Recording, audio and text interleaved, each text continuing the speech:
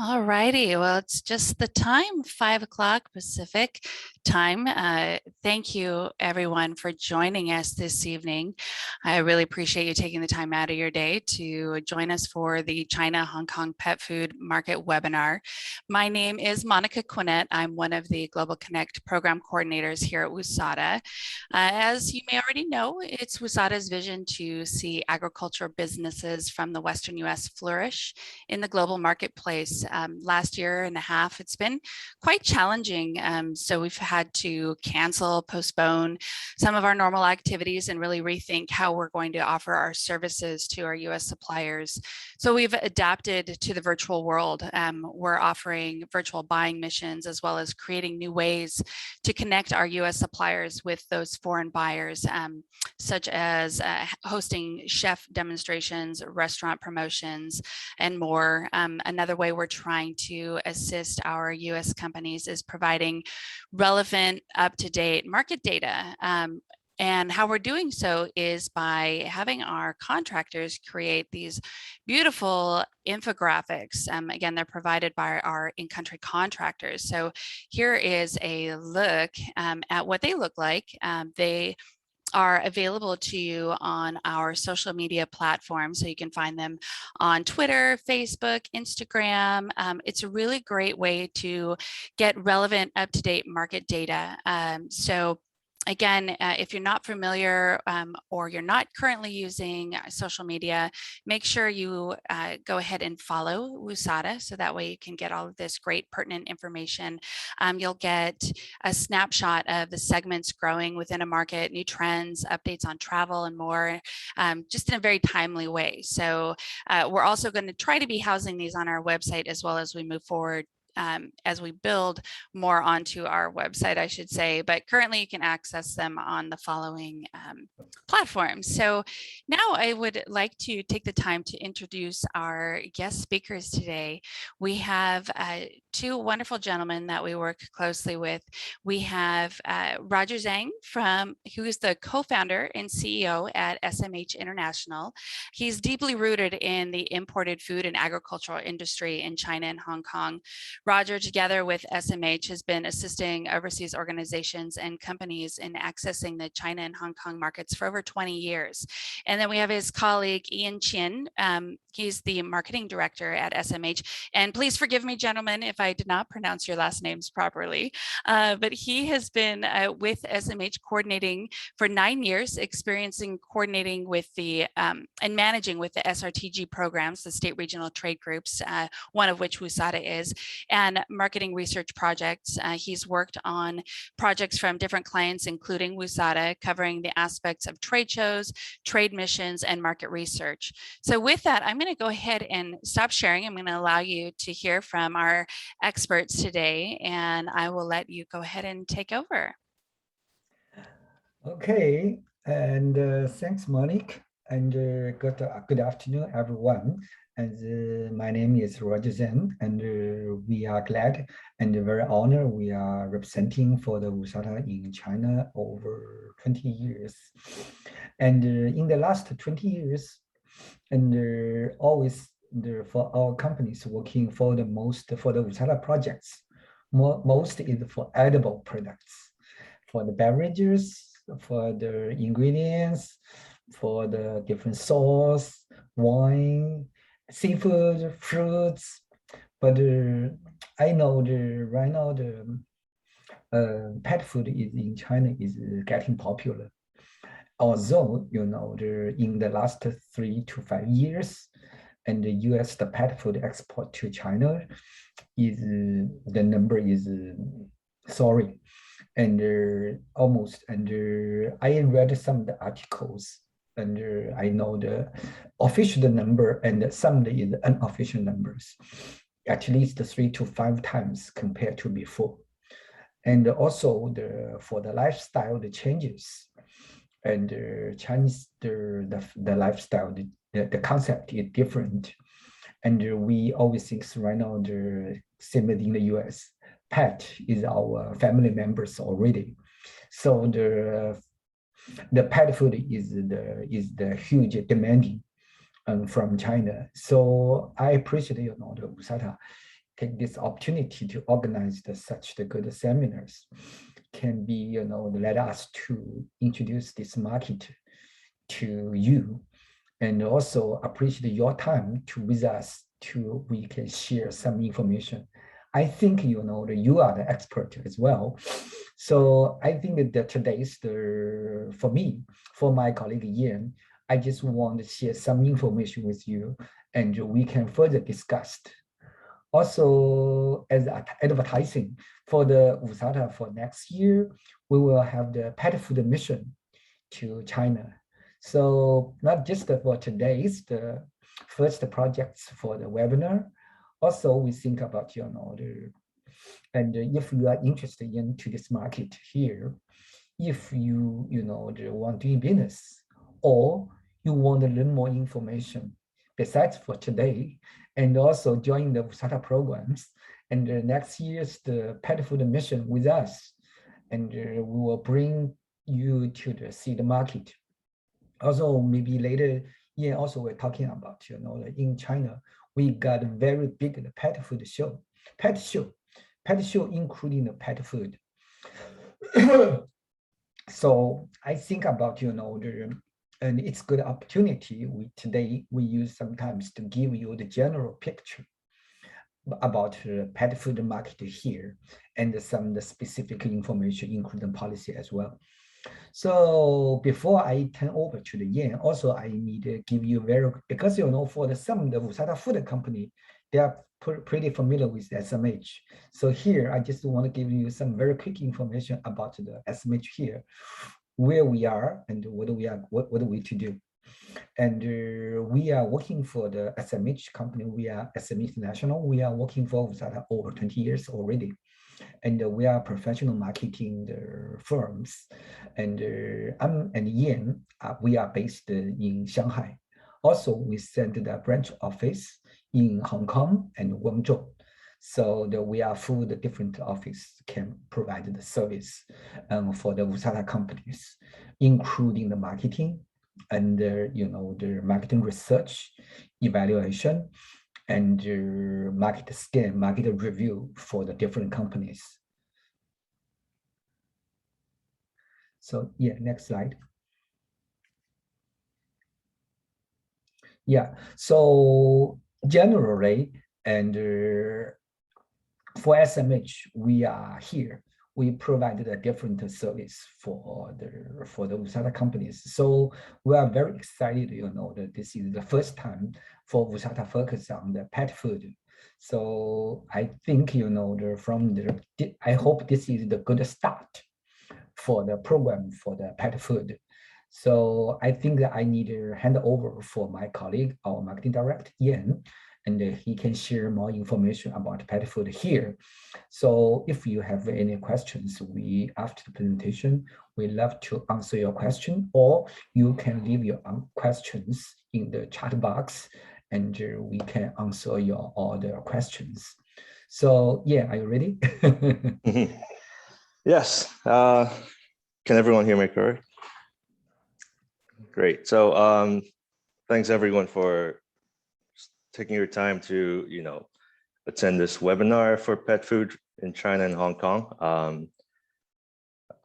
Just to start off with the pet food market overall, China and Hong Kong has been two of the most important markets for US pet food in the past several years. So it's great that we have this opportunity to share a bit more information about these two markets with you guys through this WUSATA webinar. So without further ado, let's get started. Let's start with mainland China.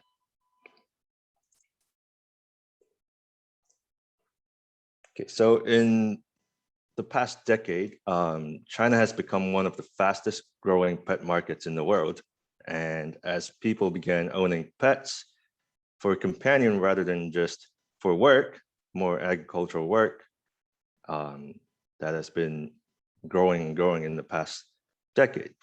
And as of 2019, the number of pet owners in China reached about 74 million, among which a total of over 90 million dogs and cats were owned.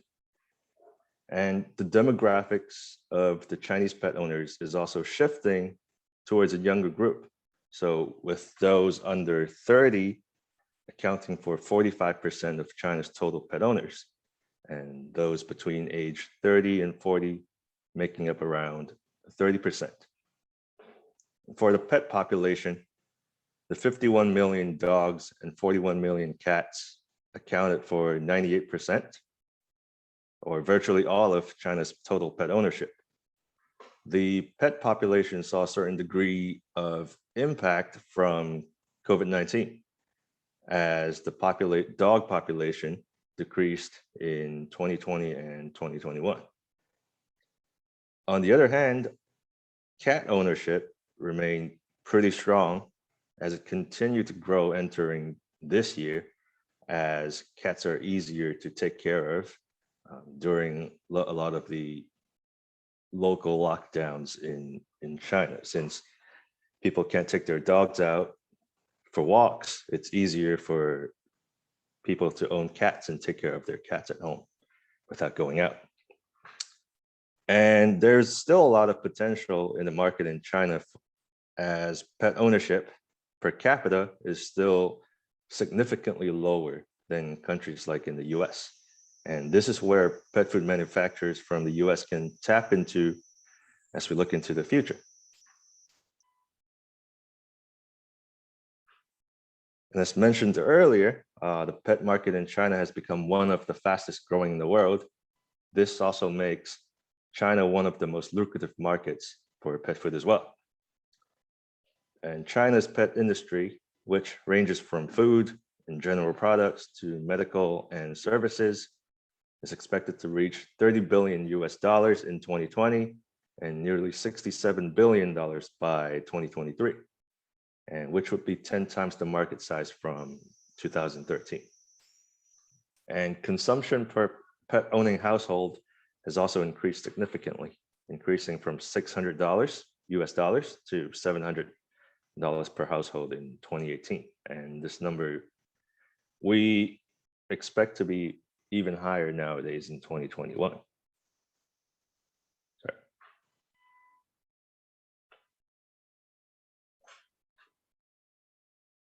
And within the pet industry, the estimated value for pet food in China is around $6.5 billion in 2020, which represented about a fifth of the total industry. This is mainly fueled by the growing middle class and the increase in disposable income. And with that, dog food sales in China increased by 13% to $3.2 billion in 2020, and 27% to $3.3 billion for cat food. And China is also a major pet food producer, which has over 200 brands on the market. And the production is increasing in recent years in order to meet growing demands and need from pet owners, as well as an increase in competitiveness from domestic and international brands. And within China, the eastern part of the country, where you see on the map here, is a main production hub for pet food, thanks to its close access to raw materials. But different areas in China also focuses on producing different products. So for example, as you move up north to Shandong province, this is where a lot of pet snacks are primarily made. And further upwards is where dry pet food is mostly produced. And overall, dry and wet pet food, as well as pet snacks, are the three main product categories in the Chinese pet food market. Within the three categories, dry pet food is generally more popular among Chinese consumers, as it is more convenient for pet owners to feed their pets in large portions. And as of 2018, there is an estimated over 100 dry pet food manufacturing facilities in operation. And the number is expected to be higher as more facilities come into operation in the future. And continuing on with dry pet food, the total output of dry pet food in 2018 was about 1.33 million tons, with a total output value of $5.6 billion, which makes it a major contributor to the sales value of pet food in China. And within the dry pet food category, dry dog food accounted for 70% of the domestic production back in 2018 at around 930,000 tons, while dry cat food made up for the rest of the production at nearly 400,000 tons. And sales-wise, in 2019, approximately $2 billion worth of dry dog food was sold, which accounted for 48% of total pet food sales.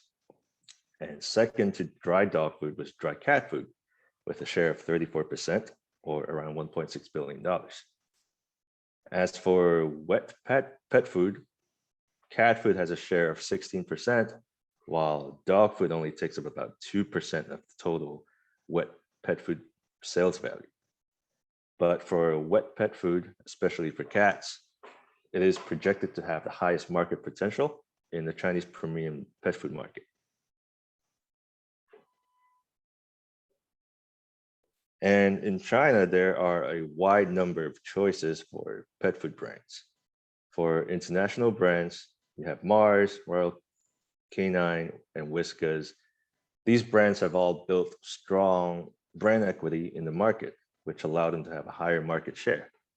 And domestic players like Bridge Pet Care and Ronzi Pet Food, they account for only a minor share in the market and are mostly found in the economy pet food segment.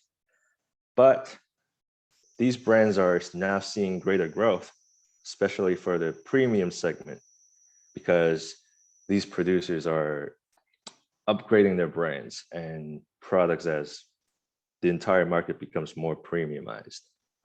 And for domestic pet food products, it is estimated that the current split amongst dry, wet food, and snacks is about a 3-to-1-to-1 ratio. And typically, foreign brands and imported brands have always been preferred by pet owners in China.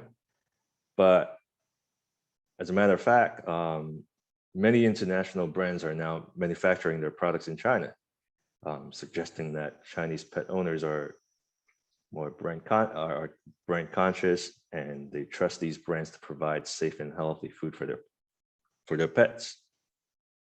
And another trend is that pet owners have been paying more attention to what goes into the food, which they do by reading the ingredient label and claims like all natural, grain-free. These are labels that are becoming more attractive to a lot of Chinese pet owners. Now, looking into dog food, sales value for dog food in China saw a growth of 24% and 16% for volume in 2019. And the number has continued to grow in 2020, but at a slower pace due to the decline in dog ownership as a result of the pandemic. And within the dog food market, the main categories are divided mainly into economy, mid-priced, and premium. And this could further be divided into dry economy, dry mid-priced, and dry premium, or wet economy, wet mid-priced, and wet premium dog food. And mid-priced dry dog food has so far been the most popular for Chinese consumers, with a sales value of $1.2 billion in 2019. While $830 million was invested in premium dry dog food, as income grows and people giving only the best food that they could afford, economy dry dog food only contributed a fraction of the total sales in China. For a long time, local brands in China have dominated the Chinese pet food market by offering cheaper products in a wider sales channel. But as mentioned, there is a shift happening with more people preferring more premium products today. So wet dog food, for example, is increasingly favored by owners as They view it to offer good levels of nutrients and also offering interesting and varied flavors for their dogs. And with growing interest in premium options, other than wet dog food, dog treats are also becoming a dynamic category in both sales and volume. In particular, freeze-dried and fresh meat dog treats have become popular among the more affluent owners. And competition-wise, for dog food brands, Royal Canin, Bridge, and Crazy Dog are three of the top brands in China.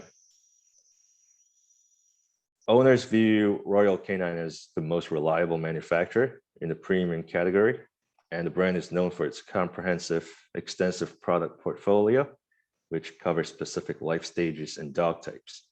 But domestic producers are also benefiting from their more affordable pricing and better understanding and knowledge of consumer needs.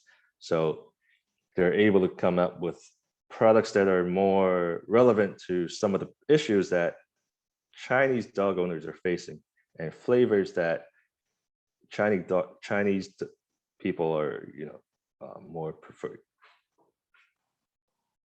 And this is where e-commerce comes into play, as many of these domestic brands are able to get on the e-commerce bus sooner.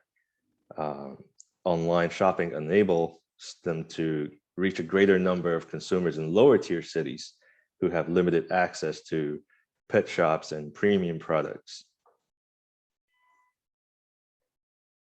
For cat food, rising living costs and house prices are giving rise to cat ownership, which, as mentioned previously, cats are viewed as a more suitable pet option than dogs, especially in this COVID era.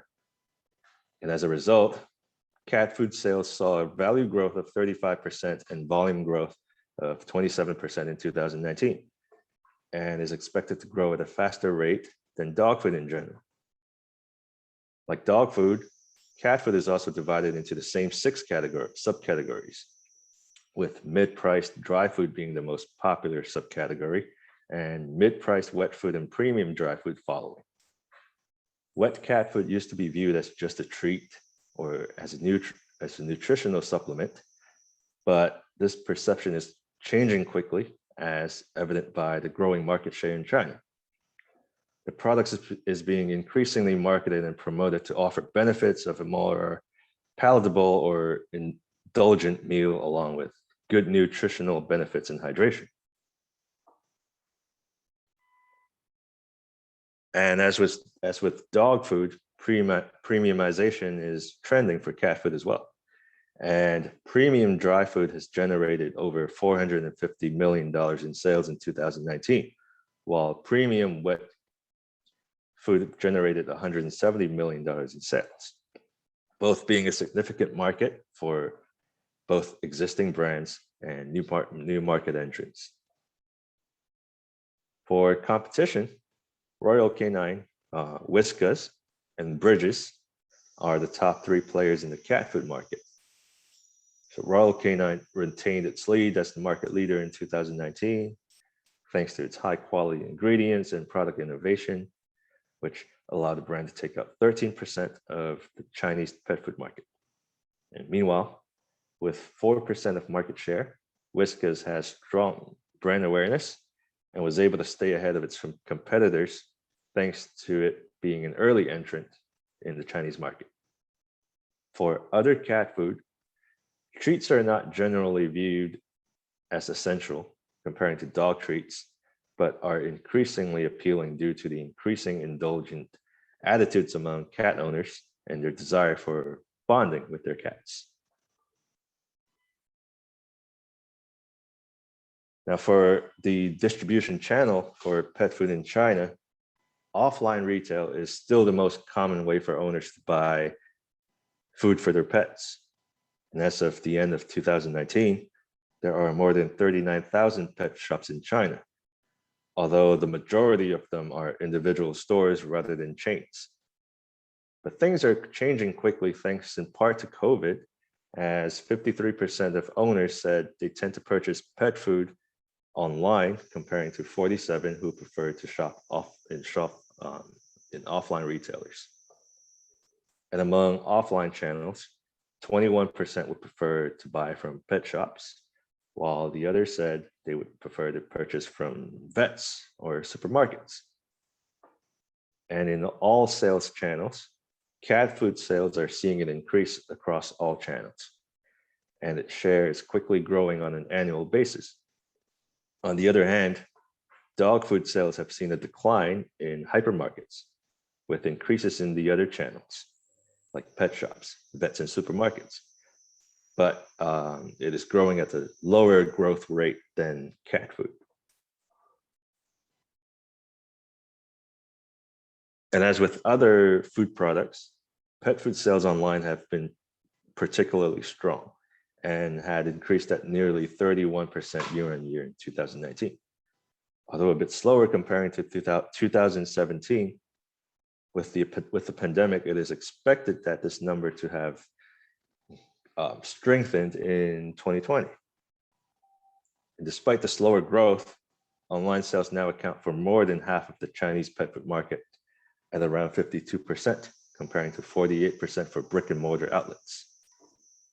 And among online platforms, the majority of consumers in China prefer to buy from Alibaba's different e-commerce platforms. So Alibaba is perhaps the biggest e-commerce company in China and one of the biggest in the world. So it has several different e-commerce platforms, and one of them is called Taobao, which is I guess it's a C2C platform. So 68% of these consumers prefer the Taobao platform, 55% for the Tmall platform, which is a B2C platform, and 26% for Tmall Global, which is a newer cross-border e-commerce platform.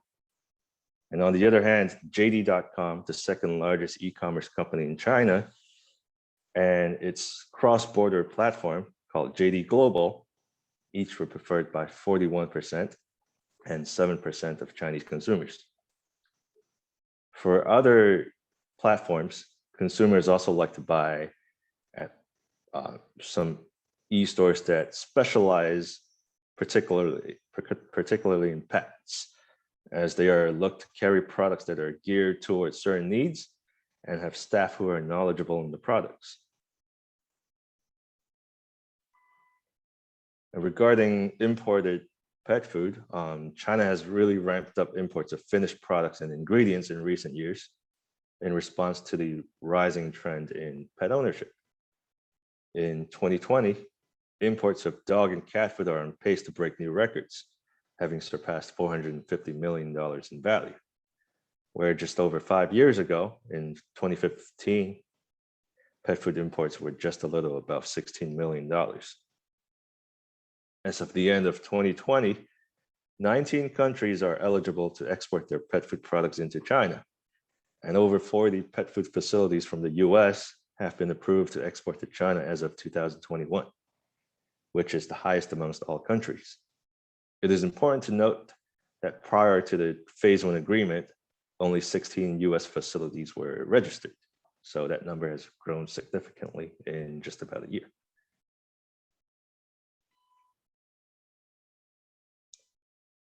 As the country with the most approved pet food facilities able to export to China, the US has seen explosive growth in exports in 2020, when the agreement came into effect. It went from the 19th largest exporter to China in 2019 to the 9th highest in 2020. Import value and volume increased 3 times in 2020 from 2019, from $10 million to $32 million in value, and 2,700 tons to 8,800 tons in volume terms. The strong exports from US to China continued into 2021, where China imported over $20 million in the first 5 months of the year, more than doubled from the same period in 2019, and over half of the total import in 2020. And according to the interim report on the Phase 1 agreement, exports of US pet food could eventually reach $300 million or even higher, which presents significant opportunities for exporters who are looking to take advantage of the demand for high quality, safe pet food in China. But before we jump into exporting right away, China has a complex system of market access, product registration, and facility registration requirements that US pet food manufacturers must navigate to be eligible to export to China. So first, the Chinese customs regulations require all imported feed products, including pet food, to be sourced from manufacturing facilities registered with them. And an overseas facility must appear on the GACC, or the Chinese customs list, before it can manufacture pet food that are eligible for exports into China. Also, China's Ministry of Agriculture and Rural Affairs, or MARA, is responsible for the production, marketing, and use of animal feeds within China. Every animal feed product or ingredient used in animal feed must be listed in the organization's feed ingredient catalog. And most imported feed ingredients must also receive an import registration license, also known as product registration. MARA uses their own classification of products, and almost all products within this classification must be registered, and this includes pet food. And often, US manufacturing facilities would designate a Chinese-based agent and work with them to apply for the license. And this agent must submit a letter of delegation and qualification certificate in order to proceed. And this process often takes over 6 months, and the license is valid for 5 years before it must be renewed. But under the ETA, or Phase-One Agreement, China has committed to streamline this process to complete the product licensing for new feed products within 9 months. Finally, the tariffs imposed on US products have a significant impact on trade, and pet food was part of a list which additional tariffs have been imposed.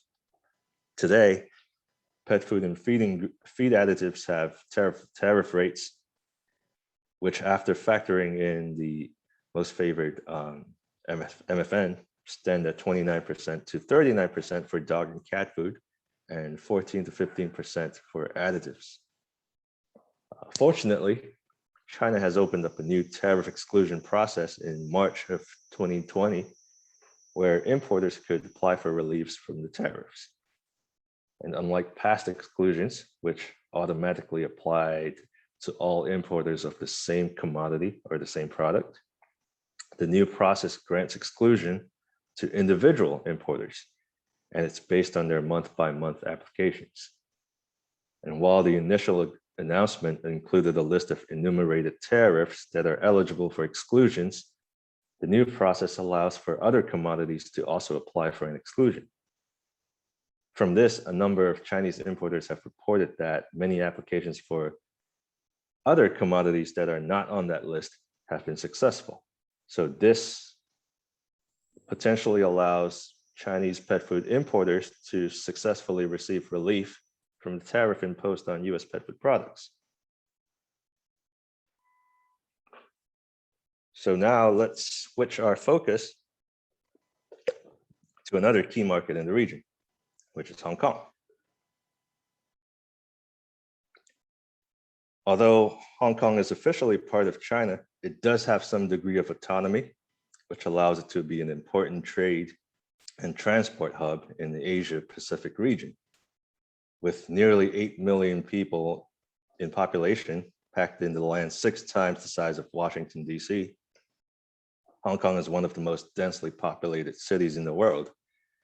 But pet ownership is high, with around 10% of households keeping pets as of 2019. And the total pet population in Hong Kong reached 1.1 million in 2019, and has gone up as a result of COVID, with even more people now looking for a companion from pets during lockdowns and movement restrictions. And among all pets, Fish actually has the highest number of population with around 360,000. And since living quarters are typically tiny in Hong Kong, owning fish makes the most sense for a lot of people. But dogs aren't far behind either, with nearly 300,000 and cats 250,000. Pet ownership is highest amongst more affluent families, with 8% of households with monthly earnings of $5,000 or higher owning dogs, and around 6% of them owning cats. And the wealthy pet population, high pet ownership number, and the limited land and real estate spaces all contributed to Hong Kong's heavy reliance on imported pet food for local owners. And for a tiny place, Hong Kong has one of the largest pet food markets in the world, ranking as the 11th largest market for imported pet food. In addition, it is also a major hub for pet food trade in the Asia Pacific region. Sales revenue has also been on the up through the years and was estimated to have reached $200 million in 2020. Barring any actual impact from the pandemic, the market is expected to continue its growth and reach $264 million in 2020 by 2025. The strong revenue stream for pet food in Hong Kong is contributed by huge spending from the pet owners, as well as manufacturers who have continued to develop premium products targeting these consumers. And from a seller's point of view, supermarkets and pet stores have also been introducing dog and cat treats, as well as pet supplements and other new products on top of the typical dry and canned pet food as a way to maximize revenue. Local pet owners have also been increased demand for pet foods that are nourishing as they look to give their pets a more balanced and complete diet.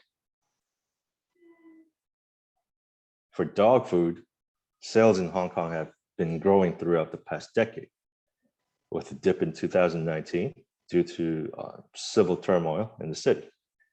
But it has recovered well in 2020 with the value growth of almost 9% to reach $303 million, and is expected to increase by 5% this year, depending on the post-pandemic economic recovery, and is expected to reach around $320 million.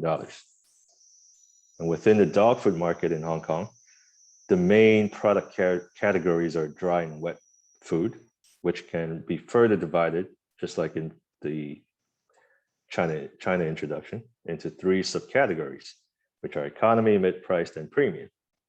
And the price difference between wet dog food versus dry dog food in these 3 categories are said to be around 50%. And according to forecast, the highest growth category in both volume and value terms this year will be economy wet dog food, which is typically priced at $5 or below.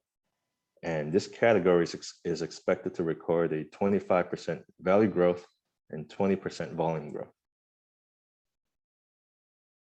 And from a consumer side, in 2021 and forward, they are expected to pay additional attention to the wider nutritional content and ingredients in dog food products as people become more aware of the importance of specific health issues facing their pets and the nutrients that can help improve or relieve these issues.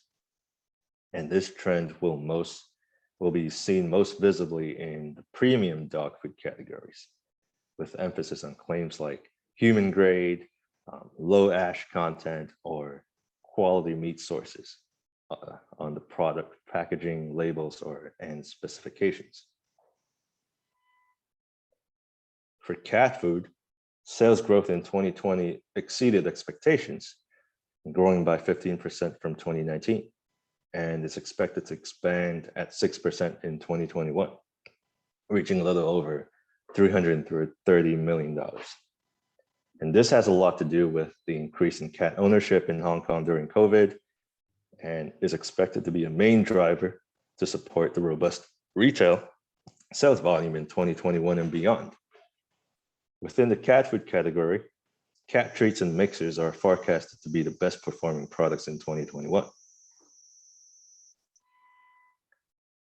The majority of cat owners in Hong Kong are more likely to keep buying and using the same brand of cat litter or food, even despite the drop in disposable income from COVID, because more and more people are looking at their pets as part of their family, and they want what's best for them if they can afford to do so. So if you look at the table, it gives you a sense of what price range the premium, mid-priced and economy wet and dry pet cat food is like in the market. And in line with that, fortification has become a rising trend in cat food products, with health and wellness claims like vitamin and omega-3 content, as well as ingredients that support digestive health, being particularly well received by consumers in Hong Kong. In terms of product designs, squeezable snacks is expected to continue as a favorite for cat owners in Hong Kong because these products allow them the opportunity to engage with their cats during feeding. And as for the distribution channel of pet food in Hong Kong, supermarkets are the predominant sales channels because with over 800 stores outlets within the city, there's always one around the corner, no matter where you go, which offers the easiest access to consumers. And within the hundreds of supermarket chains, Hong Kong is spearheaded by two main players, Welcome and Park and Shop, which operate a combine of 260 plus outlets and take up over 60% of all supermarket sales in Hong Kong. And the parent companies of these two chains also own and operate other brand chains, which offer more premium offerings and offer more convenience. But then, even though supermarkets stock and sell an array of pet food products, most of them only offer basic, mainstream brands that are relatively limited in choices, which is why many pet owners have looked to pet stores for better options. And comparing to the products offered at supermarkets, pet stores stock and sell a wider range of brands and products, and you can find many more obscure international brands there instead. These stores specialize in introducing untapped niche products that emphasize premiumization and humanization. And owners who are looking to feed their pets with something healthier and more nutritious will often look to this channel for purchasing.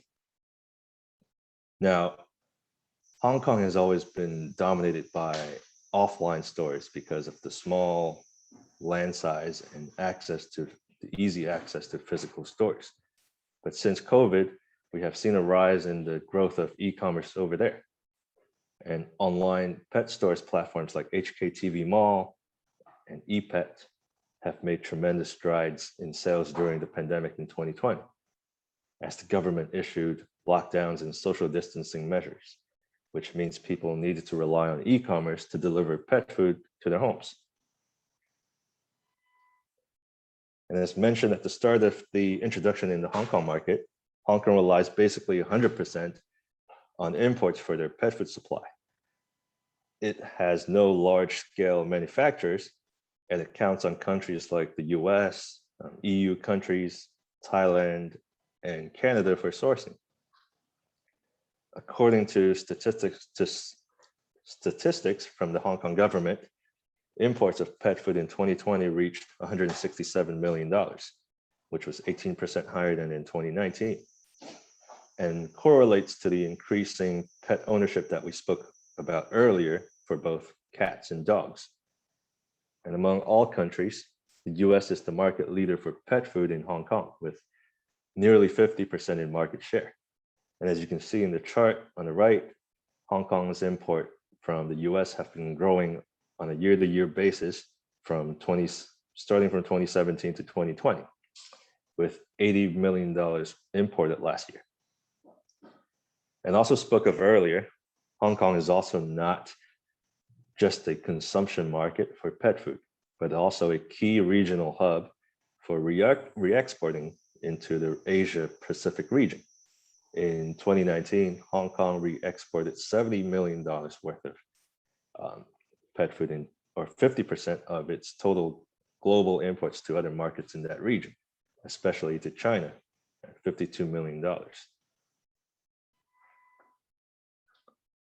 On US pet foods exports specifically, although the value and volume exported to Hong Kong dropped considerably at almost 14 and 16% respectively, the number has improved and recovered very well in 2020 despite the impact in logistics from COVID. And according to the USDA, Hong Kong imported nearly $69 million worth of cat and dog food from the US in 2020, which was an increase of 22% in value terms from 2019. Things have since slowed in the first half of this year, where Hong Kong imported 44% less from the same period in 2020.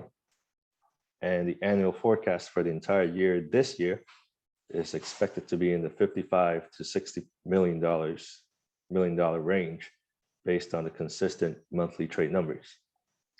But still, despite the forecasted decline from last year, the $55 to $60 million range is still in line with numbers from 2018 and 2019, and is significantly higher than numbers from any year before 2018, which suggests that the pet food market in Hong Kong will continue to be bright for US exporters.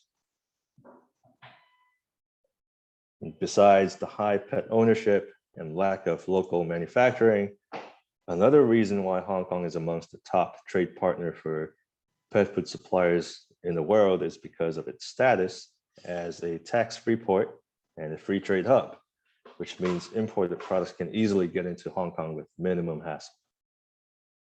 So pet food in Hong Kong is not subjected to any specific regulations on production, imports, sales, labeling, or labeling claims, nor is it subjected to any tariffs or taxes. And the oversight responsibility of pet food products is handled by the Agriculture, Fisheries and Conservation Department, or AFCD, under the Hong Kong government.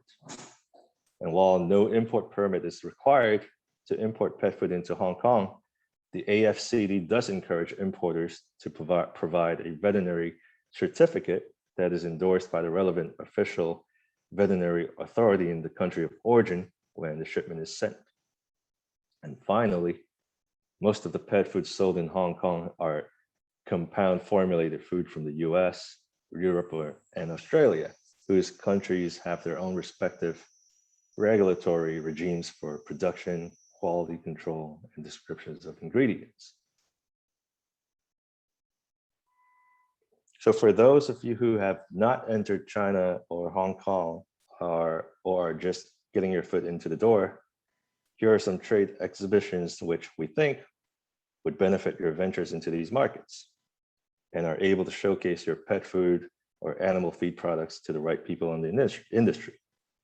So starting from, well, February to around October, there are shows specifically for pet food, like Pet Fair Asia in Shanghai, which is the biggest show for pet supplies in the world, apparently, and typically has more than 2,000 exhibitors and over 100,000 professional visitors each year. And for Hong Kong, there are also some pretty interesting options, like the Pet Show, which is the largest pet-related trade show in the city and offers a good opportunity for exporters looking to present your brands and products to pet supply buyers in the market. So this is pretty much it for today's webinar. So I think we will open up the floor for questions. Looks like we did have two come in. I can read them for you.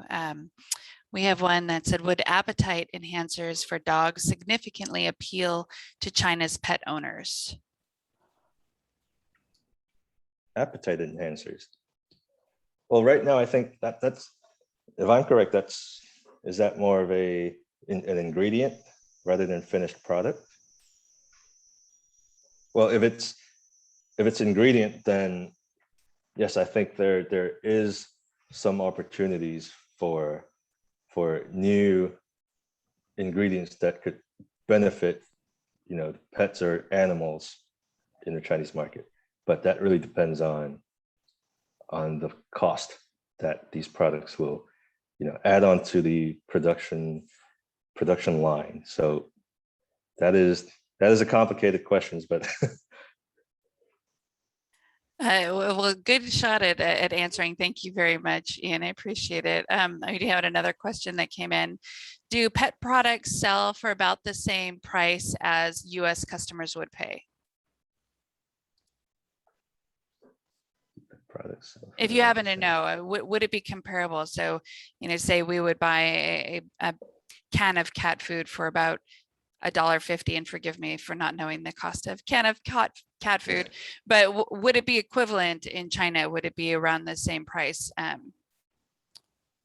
Well, it really depends. If it's produced locally, then I think it's just based on the different commodity prices in China comparing to the US. I think it's typically cheaper.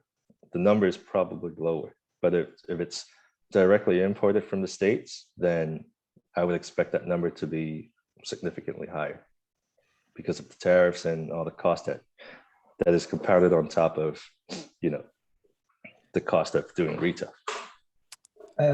Yes, I just followed Ian's the presentation.